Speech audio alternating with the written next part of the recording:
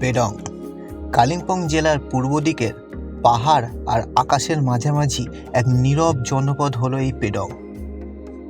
শহরের কোলাহল পেরিয়ে আসলেই পেডং সকলকে স্বাগত জানায় তার নীরবতা দিয়ে। নমস্কার বন্ধুরা, পেডং ভ্রমণের এই ভিডিওতে আপনাদের সকলকে স্বাগত জানাই।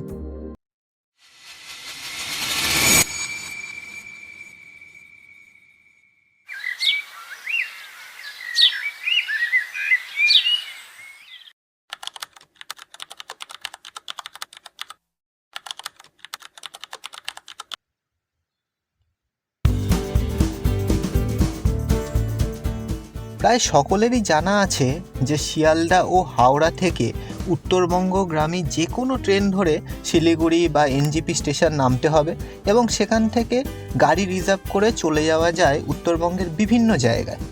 কিন্তু আজ আমি আপনাদের জানাবো খুব কম খরচে আমাদের পেডং যাওয়ার অভিজ্ঞতা।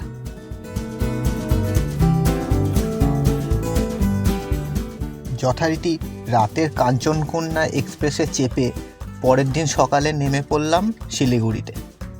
শিলিগুড়ি বাস স্ট্যান্ড থেকে কালিম্পং যাওয়ার অনেক বাস ছাড়ে, এছাড়াও শেয়ার গাড়িও পাবেন কালিম্পং যাওয়ার, তবে সেগুলি ছাড়ে পানি ট্যাঙ্কি মোড় থেকে, যার ভাড়া পড়ে জনপ্রতি 250 টাকা। আর পানি ট্যাঙ্কি মোড়ে যাওয়ার জন্য অনেক টোটো বা অটো আছে, জনপ্রতি 40 টাকা ভাড়া নেয়। তবে আমরা বাসেই গিয়েছিলাম কালিম্পং পর্যন্ত, যার ভাড়া পড়েছিল 140 টাকা। বাস বেশ খালি থাকে এবং খুব আরামেই যাওয়া যায়। সময় লাগে মোটামুটি 2.5 ঘন্টার মতো। বাস আমাদের যথাযথ সময়ে নামিয়ে দিল কালিম্পং মোটর স্ট্যান্ডে। এখান থেকে পেডং যাওয়ার অনেকগুলি শেয়ার গাড়ি ছাড়ে, সেরকমই একটি শেয়ার গাড়িতে করে 90 টাকার বিনিময়ে গিয়ে পৌঁছালাম পেডং স্ট্যান্ডে। সময় লাগলো ওই 30 থেকে 40 মিনিট।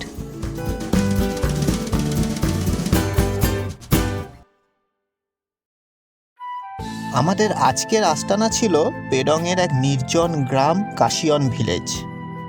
এই গ্রামে যাওয়ার জন্য পেডং স্ট্যান্ডে রিজার্ভ গাড়ি পাওয়া যায়, যার ভাড়া পড়ে 400 টাকার মতো। তবে সংখ্যা একটু কম হলেও শেয়ার গাড়িও পাওয়া যায়, যার ভাড়া পড়বে জনপ্রতি 60 টাকা। আমরা যে হোমস্টে বুক করেছিলাম সেই দাদাই আমাদের শেয়ার গাড়ির ব্যবস্থা করে দিয়েছিলেন। 15 মিনিটের মধ্যে পৌঁছে গেলাম নীরব নিরিবিলি গ্রাম কাশিয়নে। পেডংয়ের কাছে পাহাড়ের ঢালে লুকিয়ে থাকা ছোট্ট এক গ্রাম এই কাশিয়ন, যেখানে প্রকৃতি এখনো নিঃশব্দে বেঁচে আছে।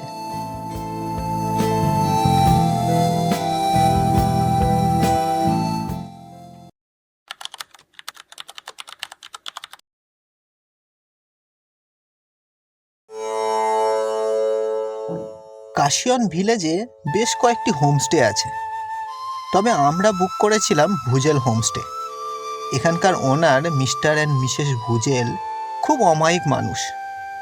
যেমন সুন্দর এই হোমস্টে, তেমনই সুন্দর ইনাদের আতিথেয়তা।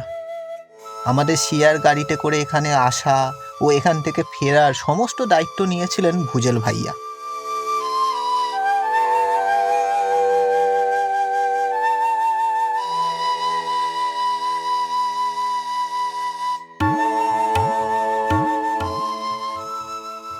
বিভিন্ন ধরনের পাহাড়ি খাবারের আয়োজন করে আমাদের টেবিল ও পেট দুটোই ভরিয়ে দিয়েছিলেন। আর মন ভরানোর জন্য ছিল হোমস্টের রুফটপ থেকে মন মাতানো পাহাড়ের ধাপের জলছবি ও কালিম্পং শহরের ভিউ।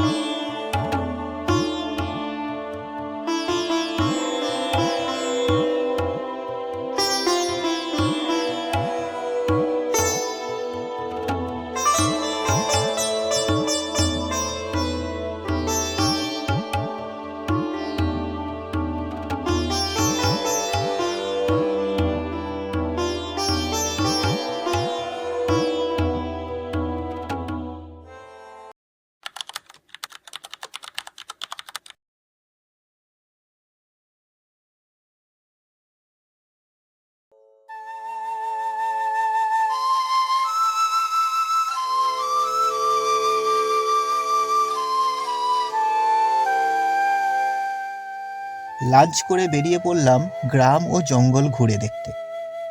এখানে জীবন খুব ধীর, কোলাহল নেই, তাড়া নেই, শুধু পাহাড়ি হাওয়া, পাখির ডাক ও সবুজের হাতছানি। কয়েকটি ঘর, সরল মানুষ আর অতিথিকে আপন করে নেওয়ার আন্তরিকতা।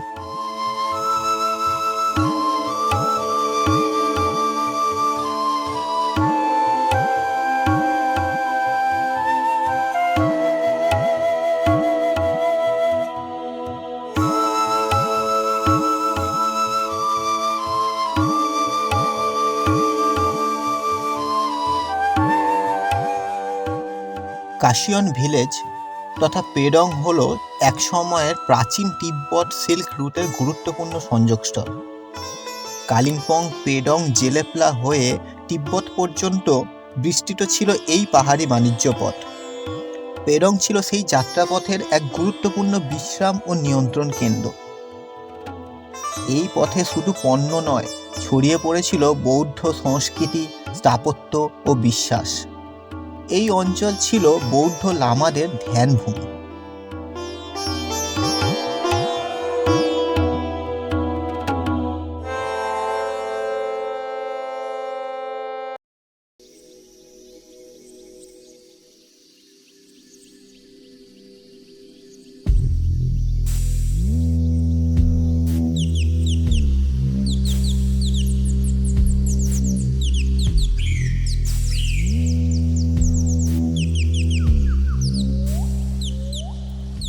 উনিশশো ৬২ সালের ভারত চীন যুদ্ধের পর এই প্রাচীন সিল্ক রুট বন্ধ হয়ে যায়।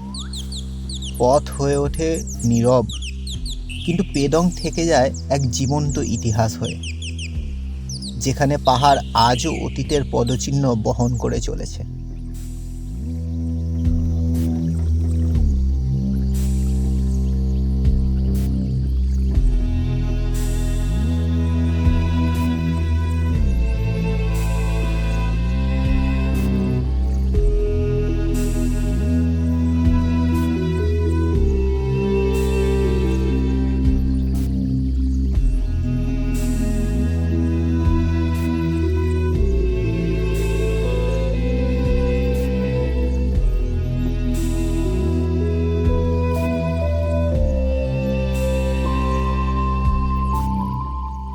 সন্ধ্যের গরম চায়ে চুমুক এবং রাতের কালিম্পং শহরের মনোরম দৃশ্য ও তার সাথে পেডংয়ের এই ইতিহাস, কখন রাত কেটে সকাল হয়ে গেল বুঝতেই পারলাম না।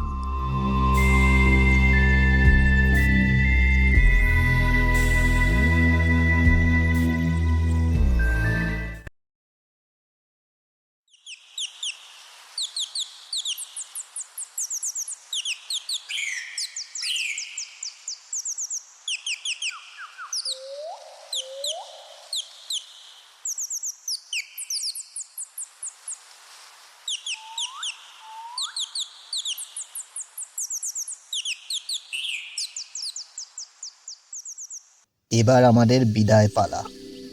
মন ভারাক্রান্ত অবস্থায় ভাইয়া আমাদের খাজা পরিয়ে সসম্মানে বিদায় দিলেন।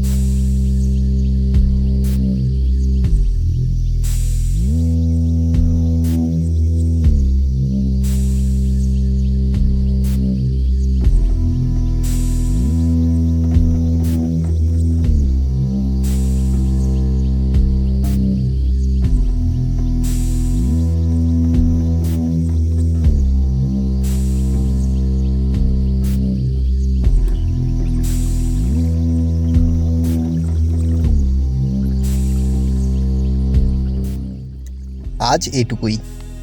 আবার দেখা হবে আবহমান পথের এক নতুন গল্প নিয়ে। ভিডিওটি ভালো লাগলে প্লিজ একটি লাইক, কমেন্ট ও সাবস্ক্রাইব করে দেবেন। আর কোনো অভিযোগ বা উপদেশ থাকলে অবশ্যই কমেন্টে জানাতে ভুলবেন না। এরকমই ভ্রমণের আরও ভালো ভালো ভিডিও আনার চেষ্টা করব। সকলে খুব ভালো থাকবেন, সুস্থ থাকবেন আর আমাদের পাশে থাকবেন।